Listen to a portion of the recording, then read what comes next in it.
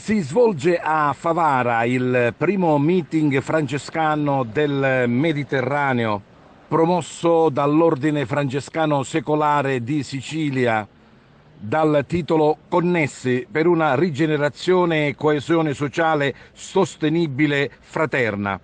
3 giorni con Favara, capitale del mondo francescano, tra meeting, incontri, iniziative, preghiere. Il programma è iniziato ieri al convento dei francescani di Favara con la presentazione del libro Sorella Economia dell'economista Andrea Piccaluga.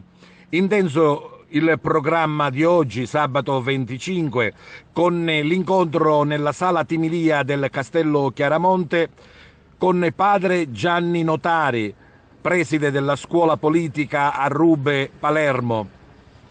Con lui si è discusso di politica 2.0, quale impegno, e in contemporanea nella sala del Collare credenti credibili, incontro con Libera Sicilia, Vittorio Avveduto e Don Giuseppe Livatino.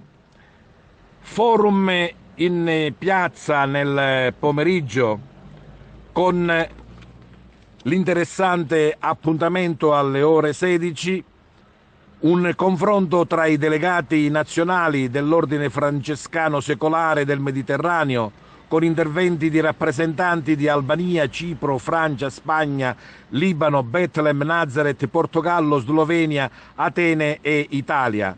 Alle 18 si parlerà di conversione ecologica, transizione green, rigenerazione e cultura del creato, con il professor Andrea Piccaluga, direttore dell'Istituto di Management della Scuola Superiore Sant'Anna di Pisa, il professor Vincenzo Di Dio, docente Università di Palermo, il professor Giuseppe Savagnone, filosofo responsabile dell'Ufficio Cultura della Diocesi di Palermo, e con il professor Mauro Mangano, dirigente politico e francescano secolare.